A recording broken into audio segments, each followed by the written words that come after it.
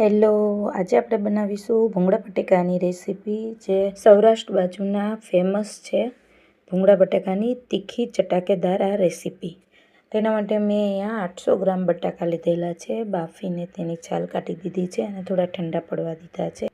ત્યાર પછી આપણે એની વઘાર માટે એક ચટણી બનાવીશું. એમાં મેં 2 કાશ્મીરી મોટી ચમચી લાલ મરચું લીધેલું છે, 2 રેગ્યુલર મરચું લીધેલું છે લાલ મરચું, 2 ચમચી ધાણા જીરું છે, સંચળ પાવડર છે, સ્વાદ પ્રમાણે નમક છે અને તમે જેવું લસણ ખાતા હોય તે પ્રમાણે તમારે લસણને ચૂઝ કરવાનું છે.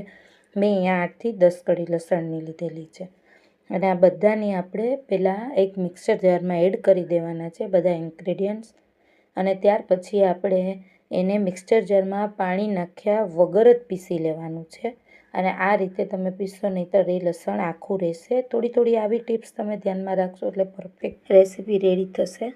તમે આમાં જોઈ શકો છો. હવે આપણે આમાં ગ્લાસના 3 ભાગનું પાણી એડ કરવાનું છે અને એમાં 1 ચમચી લીંબુનો રસ એડ કરીને ફરી આપણે મિક્સર જારમાં ગ્રાઇન્ડ કરીને એની એક પેસ્ટ રેડી કરી લેવાની. ત્યાર પછી એક કઢાઈમાં તેલ ગરમ કરવા રાખી દીધું છે 3 ટેબલ સ્પૂન અને તે ગરમ થઈ ગયું છે એટલે મેં એમાં હિંગ એડ કરી છે.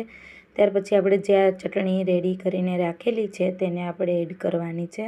આ રીતે એકદમ મીડિયમ ગેસથી ધીમો ગેસ હવે કરી નાખવાનો છે તેલ આવી જાય પછી.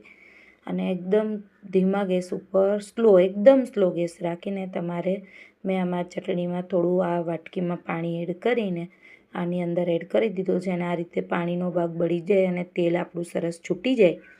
ત્યાર પછી આમાં ધાણા આપણે મિક્સ કરીશું અને હવે આપણે આની અંદર જે બટાકા રેડી છે તેને આપણે અંદર એડ કરી દઈશું.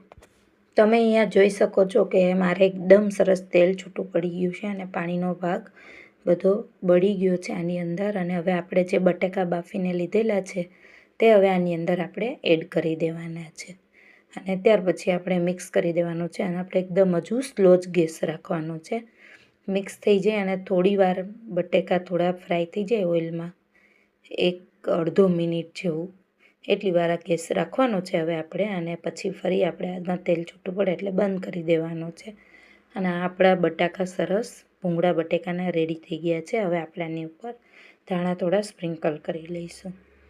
અને હવે આપણે આ બટાકા ભૂંગળાની રેસીપી માટે અહીંયા આપણે રેડી કરીશું. ધાણાને આપણે મિક્સ કરી દીધા છે અને ભૂંગળા મેં અહીંયા લીધેલા છે. હવે એને આપણે ઓઇલમાં ફ્રાય કરી દઈશું. મેં અહીંયા તેલ ગરમ કરવા રાખી દીધું છે, તે મારું ગરમ થઈ ગયું છે. હવે આ રીતે આપણે ભૂંગળા તળીને આપણે કાચા ના રહે એટલે આ રીતે વાસણ તમારે થોડું પોળું હોય તે રીતે રાખવાનું છે, જેથી આ ભૂંગળા ફૂલે છે એટલે એને ફૂલવાની જગ્યા મળે. અને આ રીતે સરસ ભૂંગળા તળાઈ જાય એટલે આ રીતે તેલ નિતારી દેવાનું છે અંદરથી અને પછી આપણે ભૂંગળાને કાઢી લેવાના છે. આ રીતે મેં અહીંયા બધા જ ભૂંગળા તળીને રેડી કરી લીધેલા છે. આ રીતે મારા અહીંયા ભૂંગળા બટાકા બનીને એકદમ સરસ રેડી થઈ ગયા છે. તમે બહારના ભૂંગળા બટાકા ખાશો તેનો સ્વાદ પણ ભૂલી જશો, એવા સરસ આ ટેસ્ટી મેં અહીંયા બટાકા ભૂંગળા બનાવીને રેડી કરેલા છે. ફ્રેન્ડ્સ, આ રેસીપી મારી સારી લાગે તો મારી ચેનલને જરૂરથી લાઇક, સબસ્ક્રાઈબ અને શેર કરજો. Thanks for watching my video.